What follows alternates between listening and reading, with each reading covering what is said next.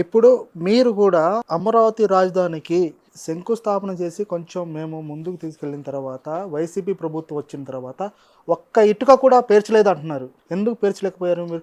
అది ఓటమికి అది కూడా ఒక కారణం అంటున్నారు. అది నిజమంటారా? ఫస్ట్ నుంచి కూడా చాలా మంది మేధావులకి కొంత అభిప్రాయం ఉంది. ఇప్పుడు వేల ఎకరాలు మీరు తీసుకున్నారు. ఇప్పుడు కూడా ఇంకా 34,000 ఎకరాలు కావాలి. ఒక రైల్వే స్టేషన్ 1,500 ఎకరాలతో రైల్వే స్టేషన్ నిర్మాణం అంటున్నారు. 5,000 ఎకరాలతో విమానాశ్రయం అంటున్నారు. మేము ఆకాశ హర్మ్యాలు నిర్మిస్తాం అంటున్నారు. ఇక్కడ పేదవాడికి సెంటు భూమి సెంటిచ్చి ఇళ్ల స్థలాలు ఇచ్చినటువంటి చరిత్ర ఉంది. సెంటుతోటి ఇల్లు కట్టుకుంటున్నారు. సెంటున్నర మీరు ప్రజల రైతుల నుంచి 3 పంటలు పండే భూమిని తీసుకొని అక్కడ ఏంటంటే మెడ్రాస్ ఐఐటి వాళ్ళు ఒక రిపోర్ట్ ఇచ్చారంటున్నారు. టెక్నికల్గా ఇది ఫీజబిలిటీ కాదంటున్నారు. తర్వాత సెంట్రల్ వాటర్ కమిషన్ లేకుంటే సెంట్రల్ ఏదైతే నీటిపారుదల శాఖ లేకుంటే సెంట్రల్ ట్రిబ్యునల్స్ ఇవన్నీ ఇచ్చినట్టు సెంట్రల్ వాటర్ ట్రిబ్యునల్స్ ఇచ్చినటువంటి దాని ప్రకారం కృష్ణా రివర్ బెడ్ లో 3 కిలోమీటర్ల బెడ్ రివర్ బెడ్ నుంచి 3 కిలోమీటర్ల వరకు ఏ కన్స్ట్రక్షన్ చేయకూడదు. మీరు అంతా సర్వనాశనం చేస్తున్నారు. మీరు చేస్తే అక్కడ మేధావుల అభిప్రాయం దాని ప్రకారం మరి పార్టీగా ఆలోచించి ఆ రోజు ఇక్కడ ఇది సరైన ప్లేస్ కాదు, ఆయన రివర్ ఫ్రంట్ డెవలప్ చేస్తానంటున్నాడు. ఏదో రకరకాలుగా కాంట్రవర్షియల్ వచ్చింది.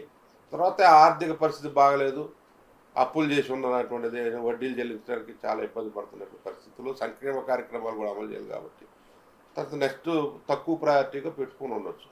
అంటే ఆయన కూడా అన్నాడు ఇక్కడే ఈ 3 రాజధానుల సిద్ధాంతం వచ్చిన ఆర్థిక రాజధానిగా అటు వైజాగ్ ఇక్కడ కర్నూలు అడ్మినిస్ట్రేటివ్ రాజధానిగా న్యాయ రాజధాని కర్నూలు అని చెప్పారు. అది కూడా ఇంప్లిమెంట్ కాలేదు కదా. ఇప్పుడు మీరు అధికారంలోకి వచ్చారు, దాని గురించి అనవసరం. ఇప్పుడు మీరు చేసేది కూడా ఇంకా 34,000 ఎకరాలు తీసుకోవాలి రైతుల నుంచి అనేది చూస్తా ఉన్నాం. ఎక్కడ ఏ రాజధాని చూసినా ప్రపంచ స్థాయిలో నువ్వు నిర్మించాలనుకుంటే నీ దగ్గర డబ్బులు ఉండాలి, ప్లాన్ ఉండొచ్చు. ప్లాన్ తోటి సరికాదు కదా. ఆర్థిక పరిస్థితి వెసులుబాటు నీకు ఎక్కడి నుంచి వస్తుంది?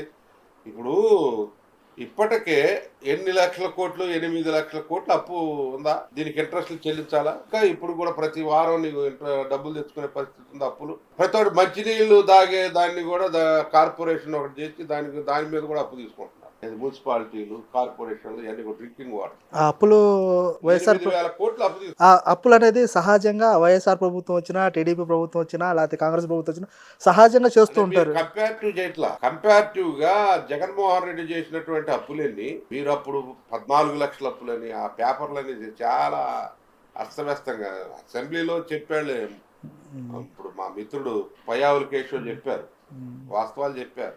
అంత లేదు అప్పు అనేది తేలిపోయింది. వీళ్ళు చెప్పింది గోబల్స్ ప్రచారం ఎట్లా ఈ రాష్ట్రాన్ని శ్రీలంక చేస్తున్నాడు, ఈ సంక్షేమ పథకాలు ఏంటి ఉట్టిగా డబ్బులు పంచుతున్నాడు డీబీటీ ద్వారా అని చెప్పి ఎలక్షన్ లో వచ్చేసరికి ప్లేట్ మార్చేశారు. జగన్మోహన్ రెడ్డి కంటే మిన్నగా ఈ సంక్షేమ పథకాలు అమలు చేస్తూనే ఇంకా ఎక్కువ సంక్షేమ పథకాలు మేము తెస్తాము, మేము పంచుతాము, మేము సూపర్ 6 అమలు చేస్తాము అని చెప్పారు. ఇది మోసపూరితమైనటువంటి విధానాలతోటి తెలిసి చేసిన తప్పులు తెలియక చేస్తే అది సరిదిద్దుకుంటారు, అది వేరే విషయం. నీకు తెలిసి నీకు ఎకనామిక్స్ తెలిసి రాష్ట్ర ఆర్థిక పరిస్థితి తెలిసి ఆర్థిక పరిస్థితిలో ఏ విధంగా ఉన్నాయి, ఈ రాష్ట్రంలో ఇన్కమ్ ఎంత, అప్పులకి వడ్డీ ఎంత, తర్వాత మనం సంక్షేమానికి ఎంత, ఉద్యోగస్తుల జీతాలకు ఎంత, ఇవన్నీ నీకు తెలిసే తప్పు చేసావు, మోసం చేసావు. విడమని చెప్పట్లే, అది కదా మా బాధ. ఇప్పుడు ఇక్కడ జరుగుతుంది రాజకీయం ఏంటంటే తిరువురు నియోజకవర్గం ప్రధానంగా ప్రస్తావిద్దాం. ఇప్పుడు ఈ తిరువురు నియోజకవర్గంలో ఒక రాజకీయం జరుగుతుంది సార్. ఇక్కడ మీరు చెప్పారు ఇందాక, అదే ఇసుక మాఫియా, రెడ్డు మాఫియా, ఈ మాఫియా ఆ మాఫియా అంటున్నారు. ఆ మాఫియాలు నిజంగా జరుగుతున్నాయి అంటారా? జరుగుతున్నాయి, పట్టుకున్నారు, కేసులు అయినాయండి.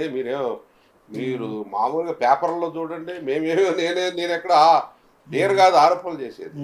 పత్రికా రంగం, తర్వాత అక్కడ ఉన్న సోషల్ వర్కర్స్, అక్కడ ఉన్నట్టు నేను చెప్తే ఏంటంటే పొలిటికల్ గా నేనేదో వేరే వైఎస్ఆర్ పార్టీలో ఉన్నాను కాబట్టి తెలుగుదేశం కూటమి ప్రభుత్వాన్ని కావాలని నేను ఇరుకుని పెట్టినట్టు మాట్లాడటం కాదు. నేను కాదు, లేమెన్స్, ఏ పార్టీకి సంబంధం లేనటువంటి వాళ్ళు. తర్వాత వాళ్ళ పార్టీలోని జనసేన ఈ నియోజకవర్గ కన్వీనర్ శ్రీనివాస్ అని ధర్నా కూర్చున్నాడు. మీరు నేను అభియోగం నేను చేయటం కాదండి, వాళ్ళ మిత్రపక్షంలోని వాళ్లే, తర్వాత స్వపక్షంలోని వాళ్లే, టీడీపీలో పనిచేసేవాళ్ళు అభియోగం చేశారు, పట్టుకున్నారు కూడా. పట్టుకొని కేసులు కూడా అయినాయి. మీరు ఇక్కడ ప్రతిపక్ష నేతగా ఎలాంటి ఇప్పుడు ఇన్ని జరుగుతున్నాయి అంటున్నారు కదా, దానికి మీరు ఎలా ఎదుర్కోగలుగుతున్నారు? న్యాయం గెలుచుద్దండి. ఓకే. న్యాయానిదే అంతిమ విజయం. ఈ అధర్మం ఎప్పుడు కొనసాగదు. మేము ఎదుర్కొంటాం. న్యాయబద్ధంగా ఉన్నాం కాబట్టి ఎదుర్కొంటాం. ఉమ్. మేము ఎక్కడైనా ఈ స్టేజ్ కాదు, ఏ స్టేజ్లో 30 సంవత్సరాల నుంచి ఇక్కడే నేను నివాసం ఉంటున్నాను. ఇదివరకు ఉద్యోగరీత్యా ఎక్కడెక్కడో పని చేసుకొని వచ్చాము, అది వేరే విషయం. కానీ ఈ నా యొక్క నియోజకవర్గంలో ఇలాంటి చర్యలు జరుగుతున్నాయి, ఇలాంటి దోపిడీ జరుగుతుంది, ఇలాంటి ప్రజాప్రతినిధులు వచ్చారని బాధ ఉంది అంతే. అంతకు తప్ప మనం ఏంటి ఇప్పుడు 5 ఏళ్ళు ఎవరు ఏం చేయలేము.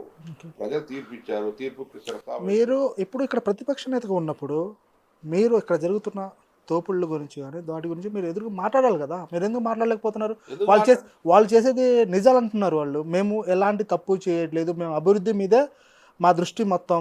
ఇక్కడ సీసీ రోడ్లు కానివ్వండి, మామూలు కచ్చా డ్రైన్స్ కానివ్వండి, ఇప్పుడు ఒకప్పుడు ఇక్కడ ఎలాంటి డ్రైనేజీ కూడా లేదు తిరువూరు నియోజకవర్గంలో. మేము వచ్చిన తర్వాత ఇక్కడ డ్రైనేజీ, సీసీ రోడ్లు అని మొత్తం మేమే చేస్తున్నాము అనేది వాళ్ళు క్లియర్ కట్గా చెప్తున్నారు.